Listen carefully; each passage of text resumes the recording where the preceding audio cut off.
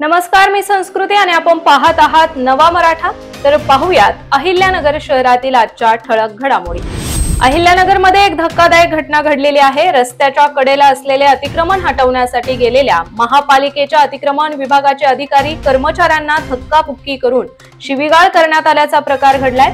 काल शहरातील सावेडी उपनगरात ही घटना घडलेली आहे। मात्र या संदर्भात तक्रार देण्यासाठी अधिकारी कर्मचारी तोफखाना पोलीस ठाण्यात गेले असता हे प्रकरण आपसात मिटवण्यासाठी बरीच फोनाफोनी आणि बातचीत झालेली आहे। त्यामुळे रात्री याबाबत गुन्हा दाखल झालेला नाही।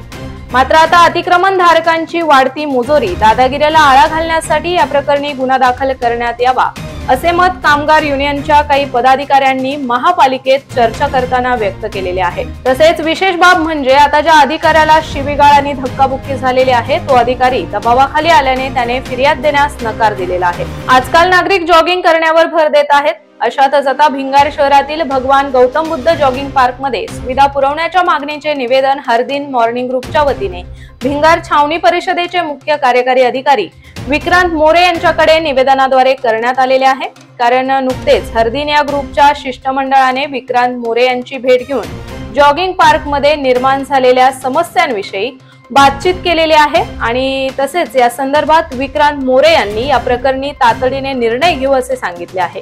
तर या संदर्भात सविस्तर माहिती नेमकी काय आहे ते पाहू। दिनांक 6 जानेवारी या दिवशी आपल्या हरदिन मॉर्निंग ग्रुपच्या वतीने कॅन्टोन्मेंट बोर्डाचे मुख्य कार्यकारी अधिकारी विक्रांतजी मोरे साहेब यांची समक्ष भेट घेऊन भगवान गौतम बुद्ध जॉगिंग पार्क मधील विविध समस्या संदर्भात या ठिकाणी त्यांच्याशी चर्चा केलेली आहे।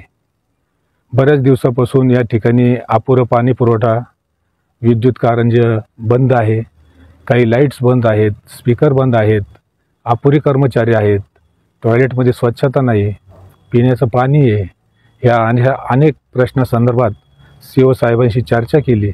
या ठिकाणी त्यांना निवेदन दिलं आणि त्यांनी देखील सकारात्मक प्रतिसाद देऊन लवकरच तुमचे प्रश्न मार्गी लावू, प्रत्यक्ष कामाला सुरुवात करतो असं या ठिकाणी आम्हाला आश्वासित केलेलं आहे। खरं तर आज गार्डनमध्ये येण्याचं कारण म्हणजे आपले शरीर निरोगी ठेवण्यासाठी आपण सर्वजण येत आहोत आणि त्या संदर्भात आणि गेले 25 वर्षापासून ह्या गार्डनची निगा राखत आहोत। हे करत असताना एक परिवाराप्रमाणे आम्ही या ठिकाणी त्या गार्डनला सांभाळतोय आणि जपतोय। एवढंच नव्हे तर साहेबांना विनंती केली, आपले जर कर्मचारी अपुरे असतील तर आम्ही या ठिकाणी आपल्याला हरदिन मॉर्निंग ग्रुप सहकार्य करू, आम्ही आमचं मनुष्यबळ त्या ठिकाणी खर्च करू आणि आपण ह्या गार्डनची व्यवस्थितपणे अशी सुविधा उपलब्ध करून द्यावे जेणेकरून प्रत्येकजण या ठिकाणी उत्साही राहीन, निरोगी राहीन हीच या ठिकाणी अपेक्षा व्यक्त केली आणि साहेबांनी उत्तम प्रतिसाद दिला। त्याबद्दल साहेबांचं देखील मनापासून आम्ही धन्यवाद मानलं। या ठिकाणी ग्रुपचे सर्व सदस्य उपस्थित होते, सर्व नागरिकांनी सहाय्य केल्यात आणि त्यांनी निवेदन दिलं। त्याचप्रमाणे छावणी परिषदेचे ब्रिगेडियर रसल डिसोजा साहेब अध्यक्ष यांना देखील निवेदन दिलं। त्यांना देखील निवेदनाची प्रत पाठवून त्यांची देखील या ठिकाणी आपण सहकार्य घेणार आहोत आणि ते देखील नक्कीच सहकार्य करतील अशी मला खात्री आहे। आणि पुन्हा एकदा कॅन्टोन्मेंट बोर्डाचे अध्यक्ष डिसोजा साहेब असतील, त्याचप्रमाणे मुख्य कार्यकारी अधिकारी मोरे साहेब असतील, त्यांचं मनापासून आभार मानतो आणि त्यांनी आमच्या कामाला सहकार्य करावं अशी अपेक्षा व्यक्त करतो आणि त्यांना धन्यवाद मानतो। आता कुस्ती प्रेमींसाठी एक आनंदाची बातमी आहे। महाराष्ट्र राज्य कुस्तीगीर संघाच्या मान्यतेने आणि अहिल्यानगर जिल्हा कुस्तीगीर संघाच्या सहकार्याने 67व्या वरिष्ठ माती आणि गादी राज्य अजिंक्यपद कुस्ती स्पर्धा आणि महाराष्ट्र केसरी किताब लढत 2024-25 लढत अहिल्यानगर शहरात होणार आहेत। येत्या 29 जानेवारी ते 2 फेब्रुवारी दरम्यान नगरच्या वाडिया पार्क मैदानात या कुस्त्यांचा थरार रंगणार आहे। तसेच यंदाच्या वर्षी अहिल्यानगरला या स्पर्धेचे यजमानपद मिळालेले आहे। याशिवाय महाराष्ट्र केसरी स्पर्धेतील अंतिम विजेत्यास रोख पारितोषिक, मानाची चांदीची गदा आणि त्याचबरोबर माझ्या वतीने 4 चाकी गाडी देण्यात येणार असल्याची माहिती अहिल्यानगर कुस्तीगीर संघाचे अध्यक्ष आमदार संग्राम जगताप यांनी पत्रकार परिषदेत दिलेली आहे। कुस्तीगीर संघाच्या मान्यतेने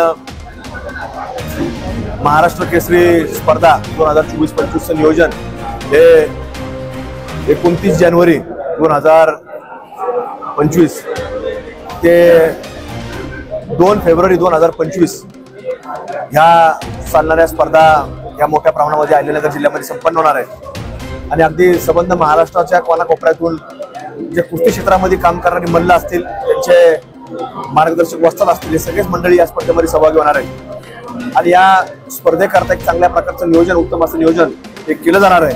त्याच्याकरता आमचा संपूर्ण अहिल्यानगर जिल्हा कुस्तीगीर संघ हा प्रत्येक तालुक्यातून सज्ज झालेला आहे आणि प्रत्येक तालुक्यातनं आमचे सगळे पैलवान मंडळी असतील, हे स्पर्धेकरता वेळ देण्याकरता चांगल्या प्रकारचं नियोजन देखील त्यांनी केलेलं आहे.